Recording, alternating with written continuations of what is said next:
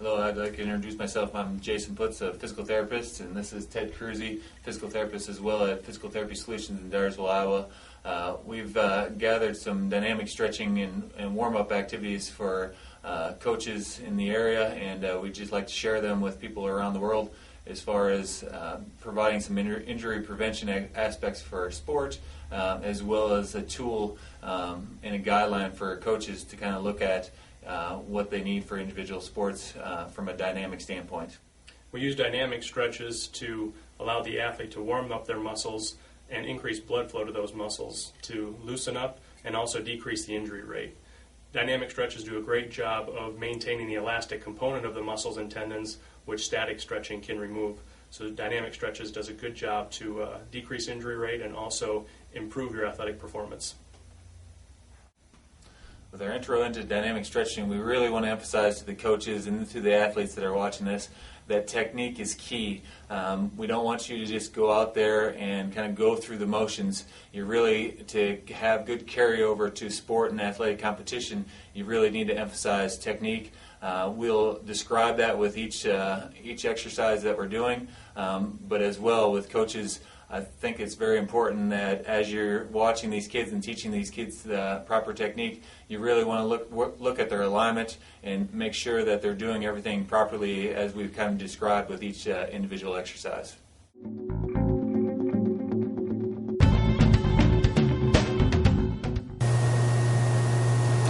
For the butt kick on the toes, the athlete's going to again drive up onto his toes, grab the ankle, and kick backwards.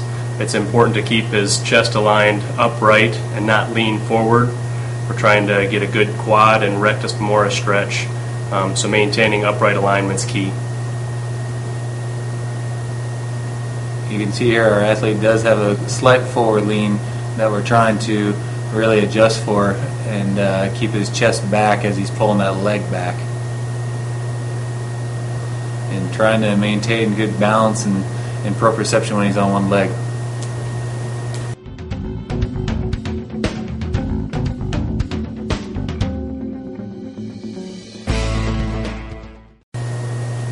With teeter-totters, we're really focusing on the hamstring stretching on the leg that he's standing on, and really working for a good balance and core strength as he's going forward. Really trying to bend at the hip and not the back.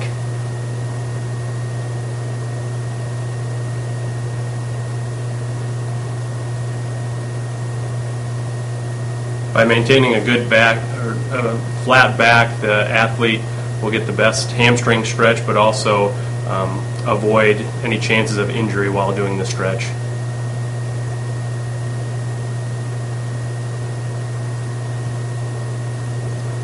You really want your athlete to try to maintain good single leg standing balance as they're going through this motion as well.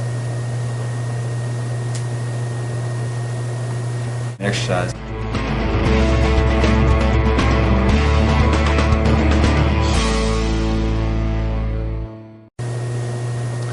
So the inchworm here is they're kind of stretching their feet when they're coming on up, and then you see we really want them to bend from their hips to really get a good hamstring stretch as they come on up and truly flattening themselves out to get the core and come back up in reverse fashion and walk yourself back out.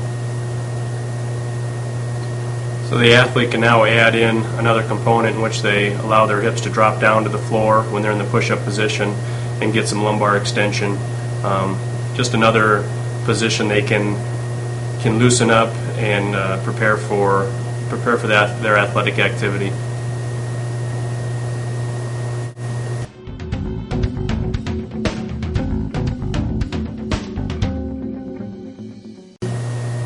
High knee with external rotation. The athlete's again going to grab, this time their knee and shin or ankle, and raise up onto the toes, focusing on good alignment and staying straight forward.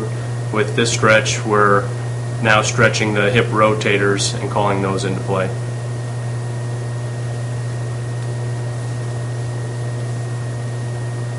Once again, your athlete's on single leg stance for a long period of time, so you really want them to try to maintain their balance while they're up there on their tiptoe.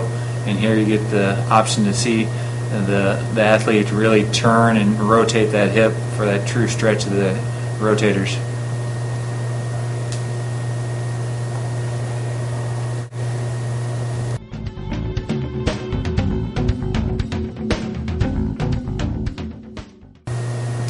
Here with lunge and twist, you can get the athlete to get the back leg as the hip flexor stretching, as well as the rotation, getting the obliques to kind of get ready and to be able to perform for athletic competition.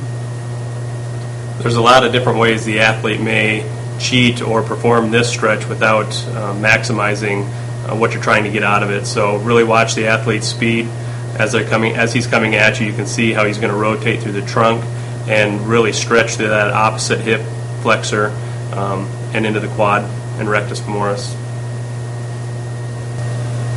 As a coach, you really want to look for them over-exaggerating and not performing proper alignment when they do this. You can see that he's doing more of a lean back than a rotation. And then always looking at the knee to make sure that they're in proper alignment when they're coming straight forward.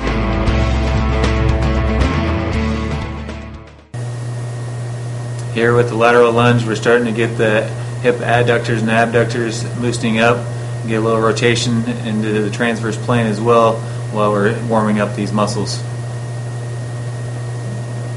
The nice thing about adding this stretch is the different planes that you're starting to work. So the rotation gets the transverse plane, and then the lateral lunge gets the frontal plane, and just another component that your athlete will put themselves in while they're performing.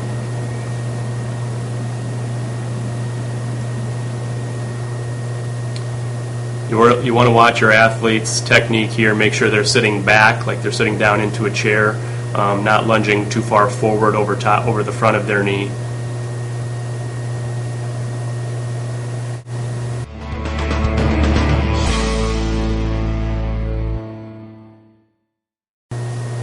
With forward and backward hip rotation, we'll have the athlete stepping up and over, out to the side and bringing their leg around in front of them. You can choose to do this stretch walking one direction, or you may also have them walking backwards, doing the stretch in reverse order. This is really getting all of our hip musculature components of stretching both the hip flexors, extensors, and small internal and external rotators.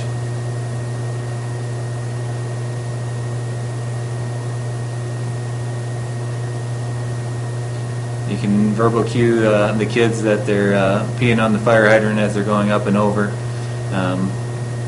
Provide a little entertainment for them as they're doing some dynamic stretching.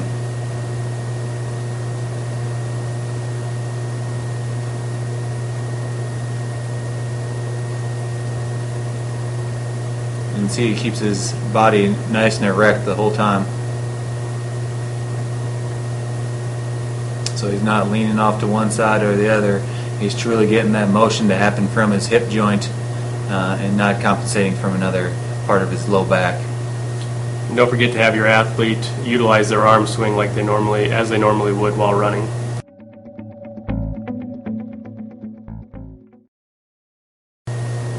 The arm circles are really trying to loosen up the shoulders and starting out small circles, working bigger, as well as starting out slow, working to increase your speed as you're going around.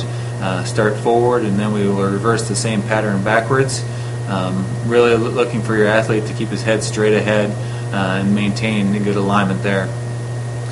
Your athlete's going to be loosening up and mobilizing the shoulder or glenohumeral joint, and also the scapulothoracic joint on the backside.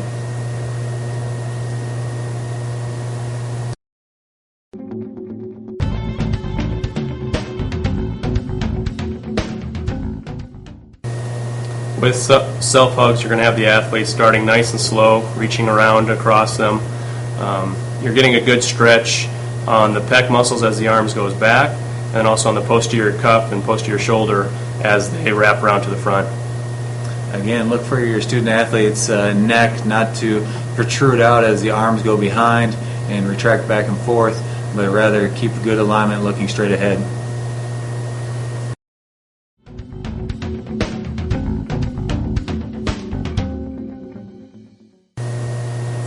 The Spider-Man stretch is really dynamically working your student athlete.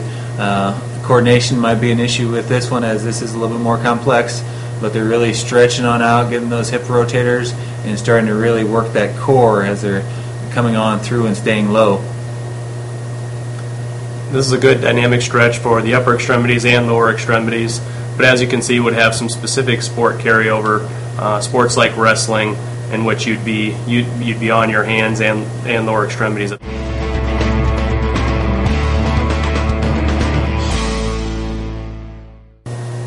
butt kicks, you want to have the athlete staying upright, kicking their butt, kicking their heels back towards their butt. This should give them a quick stretch on their quad and rectus femoris. If they were to cheat and lean forward, they may lose some of that stretch, so coaches watch their alignment. They can also cheat here. You can see the athlete kicking his feet out a little bit too much, so we'd like to see that heel coming straight up towards the butt, toes staying straight ahead as well.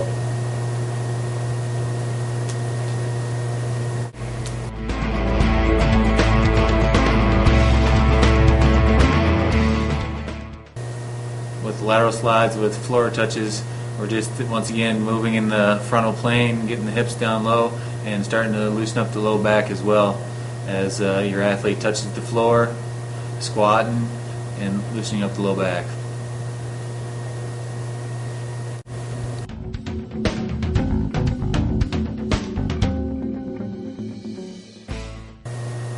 Carioca, the athlete's again moving in the frontal plane towards the side.